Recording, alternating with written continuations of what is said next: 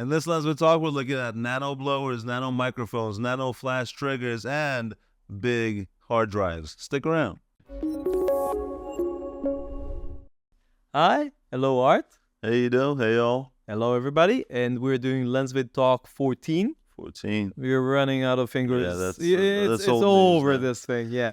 Okay, so let's start. We have a lot of topics to cover this time. So we have a few products that we're currently testing. I think the first one is this really cute thing. It's called the Nitcore BBnano. Nano, I don't know, micro blower, whatever you want to call it.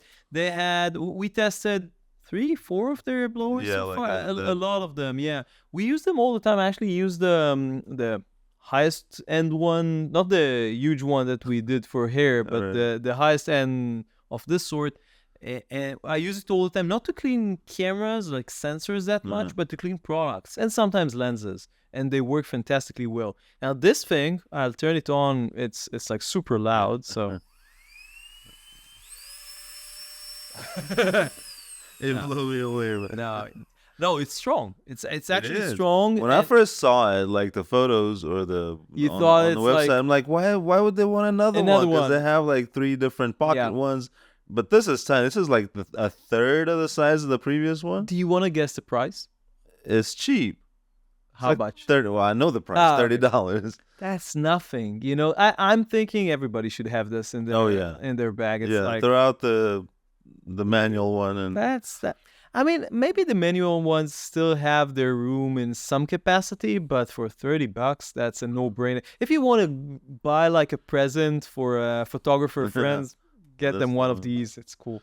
So that's and they have it's not available yet, but they're gonna have a vacuum attachment for this thing, which is what I'm waiting for. That's interesting. I'll ask them to send us one. Okay, that's cool. We'll do a short on this. I don't see a point of doing a full-on review. It's a USB-C, $30, 2 speed settings, and you mentioned the vacuum attachment. So that's cool. This is something that you've been working on, the Hollyland Lark M2. Yeah.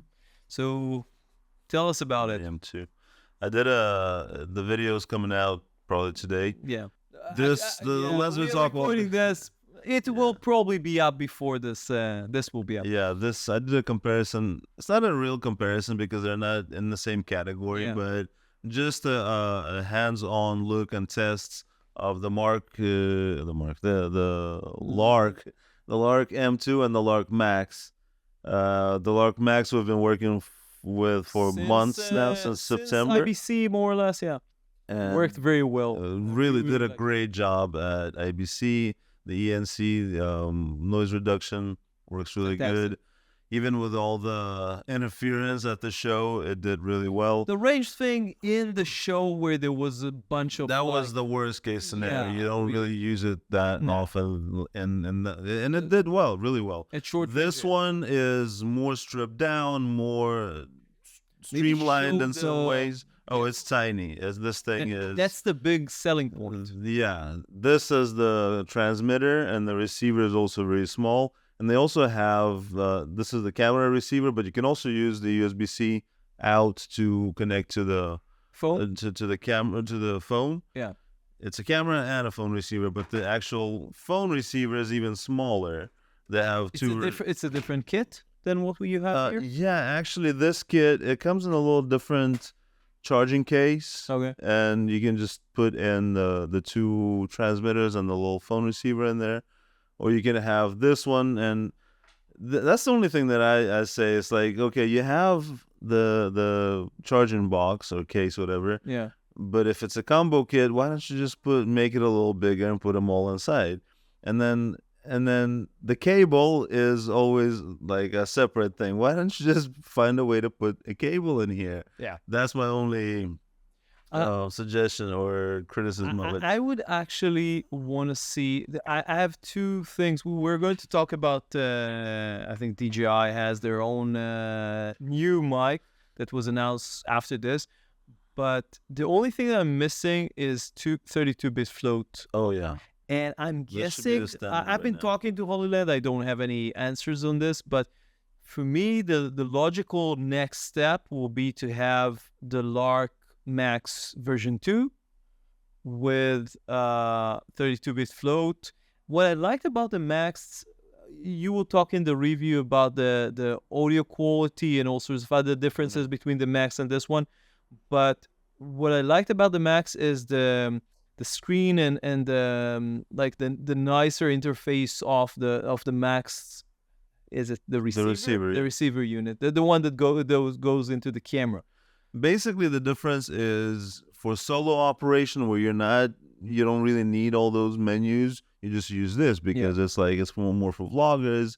Like even with a phone, if you have somebody like I was shooting you most of the time at the show, and I have all the controls, I'm monitoring. That's nice. I'm hearing 2 speakers. Can you connect headphones to this? No, you can't monitor. Oh, and that's a big difference. That is a big difference. And this one comes with an app, but the app should let you monitor, but it doesn't. Which doesn't? No, that's strange. Because there's probably also a lot of delay. I'm not sure how that will even work. Because think about it, it's like Bluetooth and Nano. But okay, so.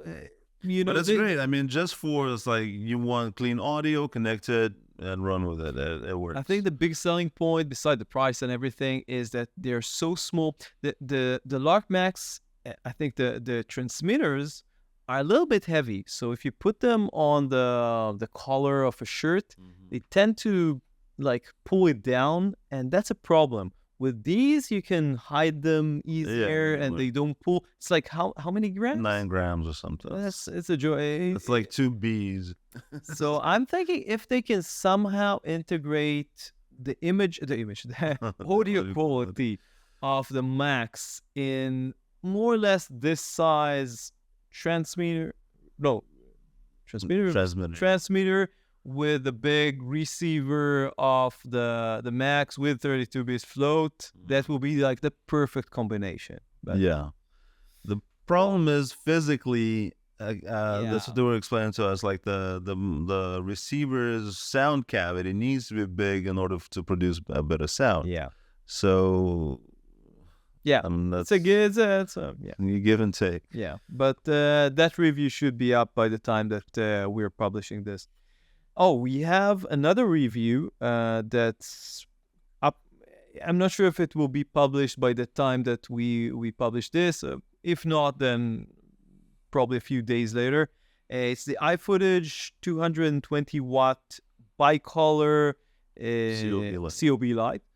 And they already have, I think, a 200, but I think I'm not sure if it's a bi or just a regular. I think just a regular. I'm not sure. Is it a different series?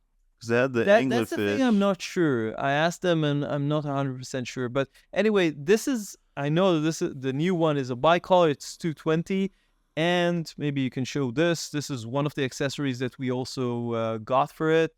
It's a Fresnel. Do you know how many inches? It's like a 9-inch Fresnel or 10-inch, whatever. Looks like about a 9-inch. Yeah, I'm not sure. But we're going to test it with the light, and we're going to see, how more power you can actually draw out of it. The thing is that with the iFootage lights is the color accuracy and they're fantastic. Yeah. They're really, really high with the low blue light spike, or the elimination or reduction, at least, of the blue spike. The thing that didn't that much care for, you also tested. I mean, we both worked with it on a production with the new 220. It has this on-off switch, which is like clicky. But they have buttons even on the other ones that we've worked with. The buttons aren't the best. It's like a very simple plastic button that's not cushioned, it's not dampened. It's just a regular on-off switch. I'm not sure. Yeah, and then like you click it, you're trying to move the light up and down. You click it. What happened? Yeah, we had some light flickering. I mean, it's not flickering, like turning on and off. And I wasn't sure if because was like if you half cable. press or something, and then it would flicker. I suggested them to change because usually iFootage have very good build quality of older products. The build quality is always really good, like the components and like this one. I just opened this, and this is really nice. Just like the actual mechanics of it. It's plastic. It's like a hard plastic composite, but it works great. Yeah. iFootage is great about that, like the hardware. The designs of the designs are they're kind of simple, but the buttons, the buttons are. They should put more attention. Yeah, tumblers would be better, like a soft rubber button. Let's talk about CES is over by now. And there were a lot of announcements. Maybe we'll talk in a different video about there is some new interesting Thunderbolt things that I've seen. I'll mention them. I think Linus did a full video. Linus from Linus Tech Tips did a full video on some features where you can use. It's not out yet, but it will be like a Thunderbolt cable connected between two computers and transfer data really, really fast. So that's really interesting. Yeah, I'll put a link maybe below to that video. It's upcoming. I'm not sure when it's out, when it's going to be out. So, but that's a side issue. So another thing that I've seen, I think that was announced either in CES or very close to the show, was the Dell 40-inch ultra-wide 4K monitor. 5K, right? 5K. It's a curved monitor. It's a curved monitor. Yeah. What do you think about curved monitors for video editing? And I've been working. I have a smaller curved monitor at home, and I have another 40-inch. At work, really? Yeah, in the office. What do you think? Everybody freaks out when they see them because they're so big, or because it's like, whoa, yeah, it's like the people say like you get a headache. Look at them. After a week of working with it, you don't see the curve. You sit at a flat monitor, and it's like you actually notice the flatness of it. So I don't know if it actually. I mean, unless it's so big to where it like curves to the sides of you, and you don't need to. I would say that is more for gaming. I don't really see the use of like the usefulness of it being curved, because you notice it's kind of cool, but then you don't see it after a while. So I don't know. My home office setup, where I usually do most of my edits, is 327 4K monitors. Flats. Yeah, but you curve them. I curved them. Yeah, so it's basically a curved monitor, but in a different configuration. Right. I actually prefer it to a big curved monitor, like having 3 or 4 even monitors. But it's interesting you're talking about the Thunderbolt. Yeah. This one comes with a Thunderbolt hub in it.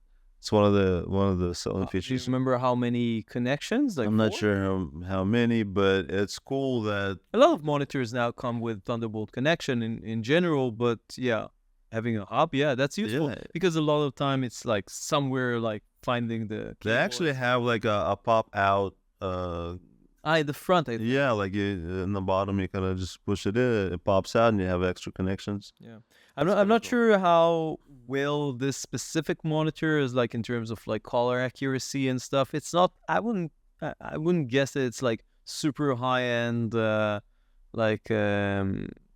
editing monitor. I don't think it's that kind of monitor. Yeah, it's a high refresh rate monitor. It's more probably for gaming. So I'm not sure if it's designed more for like gaming, because a lot of curved monitors are designed for gaming or for content creation, but I don't know. So that's the Dell. And you think that basically Ray-Ban and Meta, the parent company or whatever of Facebook Meta, yeah, there is a review of this. It's like maybe you say because you seem to like the concept. I like the concept. I like Ray-Bans. Okay. It's cool that you can get such a sleek. I mean, when you compare, not the same. Maybe thing, just say what it is. We're talking about the Meta glasses. It's a Ray-Ban camera glasses, and you can just tap and record anything Both you want. stills and video. And it goes straight. It only records vertical video, and it goes straight to your Facebook. Yeah, that's the part that I don't like. Yeah, like, okay, why? I mean, I don't know if there's an option to also. I guess you can't save. There's nowhere to save locally on the device. It's probably connected to your phone, and I would guess it has a 5G. Yeah, no, there's no SIM. Yeah. You can do that in theory, but it will drain the battery very, very quickly. Yeah, it makes no sense. Which is, it's cool, but I mean, something that's sleek and something that just works. Oh, it's always good, right? Like again, I don't like the part where it's a meta thing. If it was like a standalone, whatever third-party company that does not necessarily just vertical, but in general, it's a Dropbox or something, or your choice of. Yeah, because I would actually use them not as a sunglasses, but I would use them for behind the scenes when we are shooting, and for that will be fantastic. Because think about it, you're shooting like a production, and you put on some not sunglasses, but general like regular glasses, and you work through the entire thing. You save it, even like really compressed, you know. For behind the scenes, I don't mind like lower quality for like longer recording sessions, and then you have it, and it's not in your way. It's like see-through regular glasses with or without prescription or whatever, and that would be fantastic. But this, I don't know. There's a Lee Zevitz review that I've seen on that, but I'm not sure if there is an actual product video. I'm guessing. I'm not sure. If there is, I'll put it on the screen. Another thing from CES is a new Zenbook from Asus, a laptop. This is with dual monitors. They've been playing with all sorts of variants of dual monitors for a long time. This one, maybe you say it's basically a 2-screen laptop with no keyboard. It's completely like nothing but screen. You open it up and it's screen, right? And you can have a touch keyboard. Or you can there's a magnetic keyboard that just pops in, and you can it's reactive, so it knows when the keyboard goes in, and it cuts the screen into I guess half or whatever, 2/3. It's an interesting concept. I haven't tried it, so I can't really comment on how well integrated the solution is. I think that, do you know if it's probably, it doesn't have VESA, I'm guessing, because otherwise you will have like holes in the. No, it looks like a regular laptop from the outside. For me, it's a problem, because if it actually had VESA, then you can use it both as a computer and like a monitor, which is like this. Maybe they can have like a clamp with a VESA that can somehow. You could have some kind of an outer shell where it's. That could have been nice, because there are a lot of use cases and users who would like to work like vertically. If you work a lot on long like documents and programmers, not so much I think for video editors, unless you're constantly editing vertical videos. Well, not only I also have a LG Duo screen, which is like a square monitor, and it's basically two 23-inch monitors stacked up.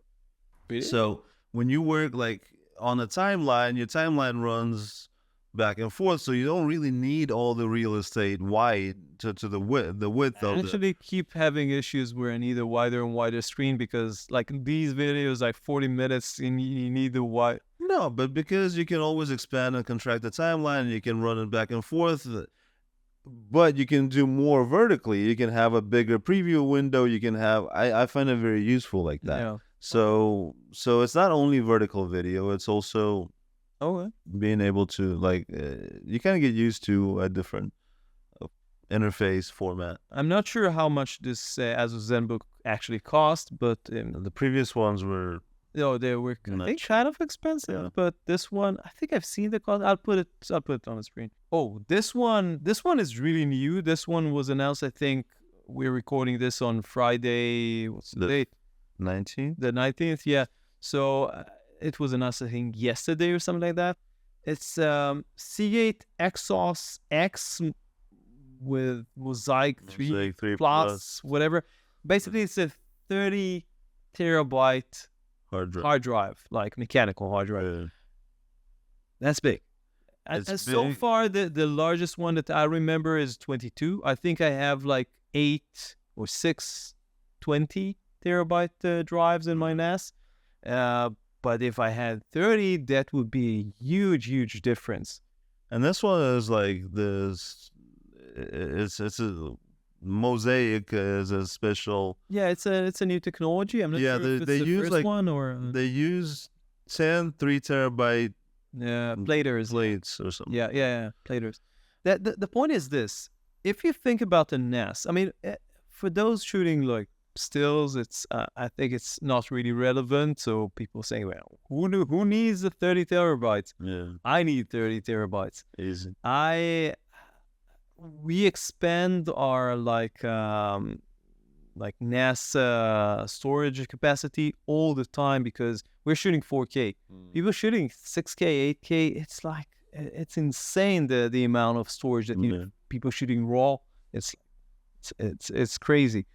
But thinking about this, even for those who don't have like an 8-bay NASs, if you have like a 4-bay NAS, until now you were sort of restricted by the capacity of like 20 and now 22. But 30 is like way. So you can have like a 4-bay NAS and still have tremendous amount of capacity. This is a big jump. Yeah. So I'm waiting to hear the price because that's the big question mark. I know. And this is Seagate. I'm guessing we'll see a Western Digital or Toshiba, whatever, like pretty soon with something similar to that.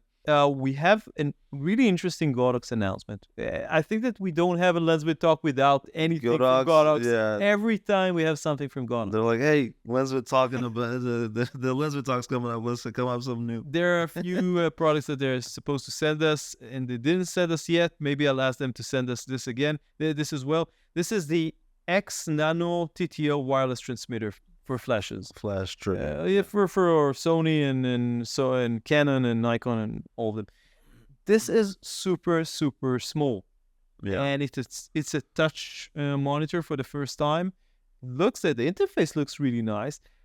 It's kind of limited because the ones that we have are, how many flashes can you see in one? I think 4 or 5. Yeah. Well, you have one of the versions had like, I don't think it's a Godox version. No. It's the. It has like extra buttons, but the Godox version I think had 4 or 5 flashes. Yeah. This one I think is 3, but maybe there is way to increase. Maybe I don't know. Maybe you scroll down somehow and see more. I don't know, but it's super, super tiny and it's nice. I'm still thinking that the one thing that Godox doesn't really do. I mean, they have an app, but I think the last time I've used it, it's kind of clunky. Flashes app? They do have one. You didn't test it? Okay. I'm thinking you should have something really tiny, like a really tiny transmitter. But a good app. And a good app. Yeah. And I would probably use it on a tablet, like and you can change everything really easily. And it's so much, it's such a better, like, because sometimes I use the camera way up or overhead or something. I don't have access to the So they do have, again, they have an app. It doesn't work with all of their transmitters, just the ones that have Bluetooth. I think that this one has. I'm not sure. I didn't look at all the specs. I mean, it's all electronics. So. Yeah, but I know.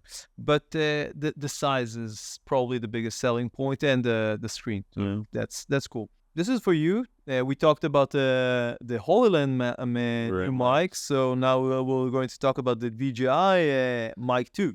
You had the first generation. You realize that since September 22, when we did the IBC show with the Rode mics, it was already the Rode 2. So it's not even 2 years. We've gone through not gone through, but we've been working with 6 different systems, wireless. You have another one there's from 2 more Ulanzi that you didn't test I'm yet. counting that one in, Yeah. right? So there's 2 more that are still. It's nuts. It's nuts. Crazy, and then there's also more that we haven't even looked at. Yeah, there is. Everybody has mics now. Deity has a system like a higher Anchor end one. now has a system. Really? Yeah. Oh, okay. I don't know. I'm Anyway, even I can't keep track of everybody. it's a bunch of them, and then we saw more this year or last 2023 The IBC. Yeah, from all sorts of other companies. No, but let's talk about this. But this DJI leads.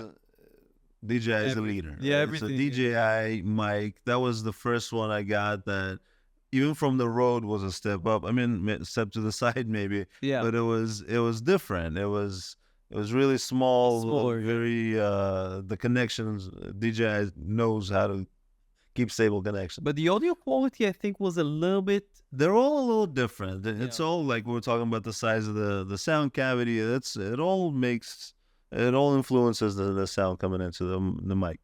But this one is DJI Mic 2. It's 32-bit float, and it has noise reduction, which is the 2 main big areas right now in this technology. This is we talked about Hollyland and what we want to see in the Lark Max 2. So this already has that. This already has them, and again, DJI a lot of the time leads the way, and it's only gonna get better from here. Yeah, which is great. I mean, stable connection, clean audio with noise reduction, and not worry about clipping. Yeah, that's all you need in the mic. I don't know where you go from there. What else can you add? What kind of features? It's like it'd be crazy to just reducing the size of the mic without reducing the quality, like they did in this. But this does, I think, to some degree sacrifices the audio quality.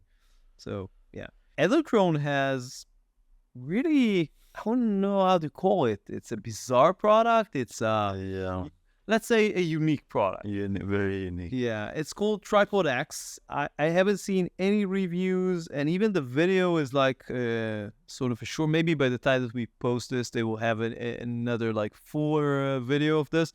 It's called Tripod X. The thing is this is a motorized tripod. It's, I think, one of the first that I've seen. Each leg has a motor. Right. And it can go up and down. It can self-stabilize or level. And you can program it using either the buttons on the thing itself or probably an app later on. They have an app for all their stuff. You can basically move every leg in a different way. So it doesn't necessarily, you can do like, I'm not sure how smooth it is. That's the point. I'm not sure if you can do like record a video where you have like, it doesn't just go up, it goes up and to the side. Mm-hmm. Maybe you can, but again, how smooth it is, I don't know. You could do a time lapse like that. So shot to shot to shot to shot. That will work, but a video, I know. Well, we did a couple of reviews of motorized monopods. Yeah. And exactly. It's like they work. It's an interesting idea, but it's in practice, it's more hassle than what it can give you, is what I've found.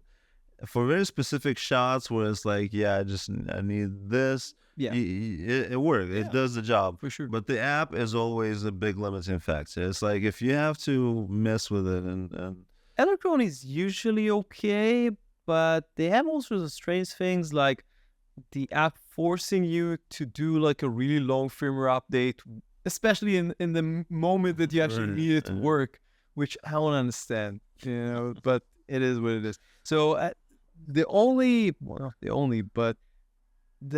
my gripe with this, without actually seeing this in action, is the price. Yeah. This is a $3,000 system. I'm trying to think, who is going to spend $3,000 just for this functionality? And I don't have a good answer. If you have an idea on what sort of situation requires a $3,000 like a 3 motor moving tripod, let us know. I have no idea who's actually going to If spend you money already on have the head, like Edelkrone motorized heads, yeah, if and you all invested a lot in the system, but maybe, still, but still, I'm not sure. and You and can you have also money to throw around, yeah. the But jib can do the same thing. The Edelkrone jib can do most of the same thing. yeah, You still need to I, put it on a tripod, but you don't need to. I don't know. It's it's a kind of strange funny. product. Yeah, I agree. And it's not outdoor. It's not water protected, and Exactly. it's kind of limited. So why would you want to self-level if you're already in the studio?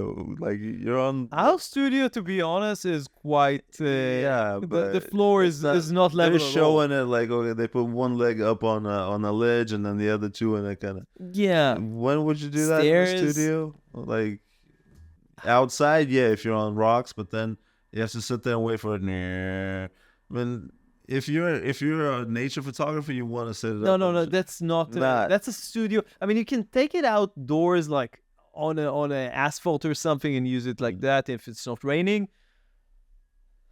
And it's a strange product. Good luck with Okay, it. yeah. Let's move to the next one. Laowa has I don't know if it's the first one or not. They have a 10mm f2.8 autofocus full frame lens. Yeah. So the autofocus is it's an interesting lens on many aspects. So first of all, it's like a super wide angle lens. So 10mm on full frame, that's super wide. It's not the first one, but it's really wide. But I actually am not sure if there is a prime 10mm autofocus lens that I can recall. I think that Canon has a 10 to something lens, which is really expensive. But this is a prime 10mm, and it's a full frame. So that's interesting.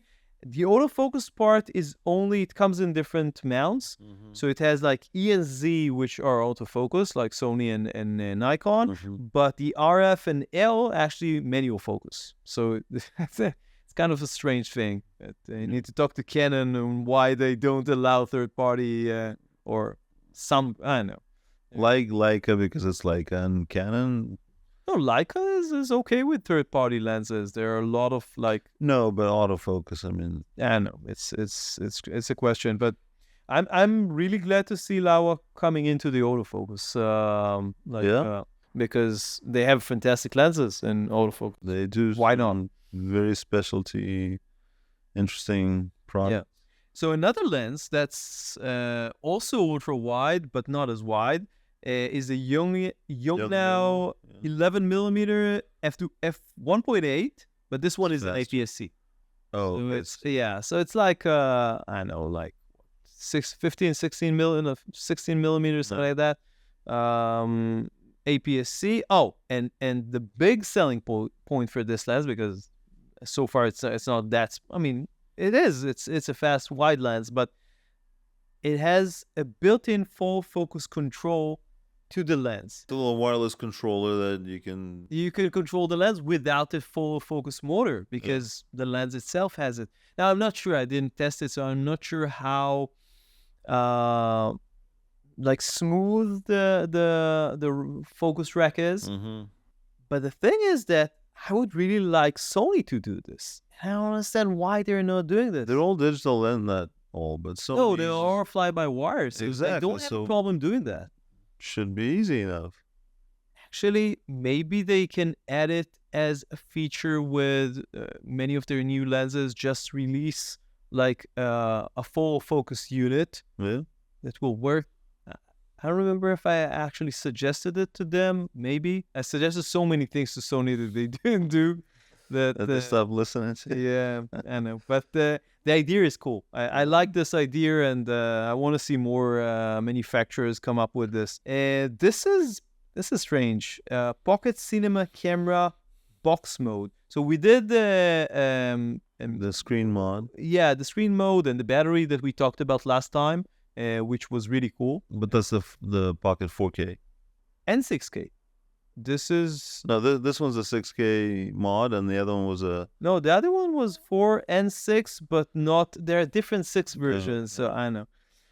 What can you tell me about this? I didn't see a There's lot. not of much info. to like. The video doesn't really show much. It's just a bunch of visuals of what it looks like. Basically, it Are you takes sure it's not like basically something that is not really like a vaporware, how you want to call it? Well, I It's think an it's actual just, product? it's Or the upcoming company product? behind it does like production rigs and all that kind of Okay. stuff. So it wouldn't be vaporware. Okay. I hope not. Yeah. No, it looks like a legit company. They Okay. do all this production work and like all these rigs and all this kind of stuff. I think it's just very early in the game. It's kind of like an announcement, and this is what they're gonna do. I don't know if it's gonna be a Kickstarter or they're just gonna sell it from the company. But it basically takes the Blackmagic camera, 6K camera, and mods it. It's Into a cube sort a of thing? square box, like a box camera, like a cinema line box camera. Wondering how they will do that. You know, they will do it, or you will ship them your camera. I know. You can't tell anything from the video. It's just a bunch of visuals of what it's gonna look like. very It looks early. like a red camera, basically. Okay. Why you would want to do that? Okay. Just for the look? No, I'm sure there's Yeah, an it idea probably has behind it, but some at this something. point, it's early to know. Yeah. Okay. The last two ones, we have some firmware, Sony firmware announcements. It's a little bit more complicated than that. So first of all, we know that the A1 and the A7S III are going to get a firmware update in about a month and a half. I don't remember, March, I think, something like that. And Sony Alpha rumors, usually we don't talk rumors on LensVid Talk, but sometimes it's worth mentioning. So, and in this case, it's not really it is a rumor, but we do know that it's coming because Sony said They said that it would happen. What Sony Alpha rumors said is that it's going to be much more than what Sony published so far. So what Sony published so far was that it's going to get the lens breathing compensation, and it's going to support, I think, the new cinema app. No, that's for the effects. No, that we'll talk about this in a second. But I think it's also for the. Oh, really? I think it's for at least one of them. I think, yeah.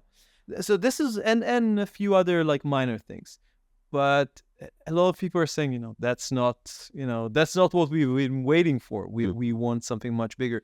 And according to Sony Alpha rumors, there's going to be a much bigger list of updates. Yeah.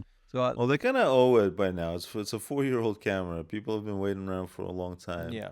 And it's still a very popular camera, and it'd be great. Both of them, both the A7S III and the A1. Yeah, I think it would be great for. We will have to see to keep the morale up and the. There's so many things that I've been seeing in their new cameras that I want to have on this one, and again, most of them are not. They don't have anything to do with like the AI chip, which you can't bring into those cameras. Just all sorts of software features, which are great. Right. So we'll have to see what this will bring.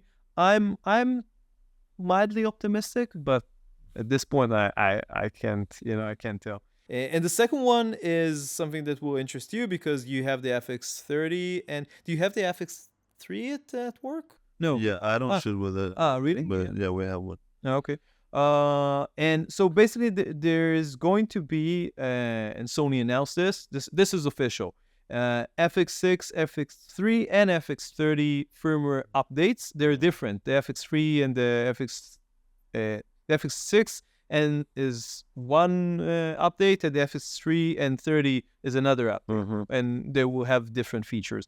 So I know. Did you see the list? It's kind of not very long for the 30. I think they have like a shutter angle edition, which I'm saying, shouldn't this be on all Sony cameras? Why? This is the one thing that I'm like. Yeah, it's like I don't like about Sony and their division into. This is a cine camera, so it should have like an angle, and I don't know. It's completely stupid. because for those who don't know, shutter angle feature like is very common on video cameras. The idea is really simple. You have like, if you're shooting, let's say 25 frames per second, 24, 25 frames per second, when you set it in this mode, in the shutter angle mode, it will always be like twice the, so it will be like 50 like the shutter, or 100 if you're 50, or 120 if you're 60. And I can say this could have been useful for me in a lot of situations where I just forgot to change the shutter or turned it by accident or something like that. That's it. There's also going to be, and we talked about this, the monitor control app version 2 or 2.0, the software or the app. So it's going to have some additions, interesting additions, waveforms and false color. I would actually want this in the camera itself, to be honest. I know. Would you use it if you had it in the camera? False color, of course. False color is great. It's the one thing that's missing in Sony cameras. Yeah. And more breathing compensation lenses. I think this is for the FX6. Yeah. Now, that's great. Obviously, we want more, but okay, that's a good progress. But it's only going to be announced or available in September. It's a long way away. I know, Sony, you need to get more software engineers, programmers, or outsource it. If you don't have the manpower, you don't have the capacity to do all, you have so many lens cameras, get outside help. I don't know if that's not the spirit of the company. They don't want to they keep you dragging along. That's we all love Sony, but yeah, that's the one thing that I really don't like.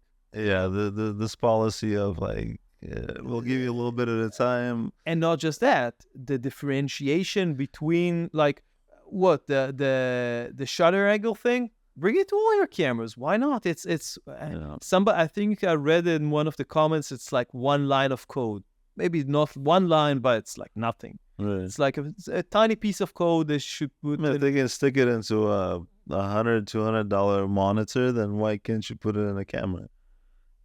And no, in monitor, I don't think that false colors. Yeah. No, not false color. The shutter angle. Oh, shutter. No, that yeah. But but again, you already have it in another camera. Why not add it? I know. It's like, but it is what it is. So that's... Thanks anyway, Sony. That's everything that we have for you for LensVid Talk 14. Don't forget to subscribe. Yeah, we have a website. Look at. There is going to be some changes. We'll talk about this as in one of the next LensVid Talks.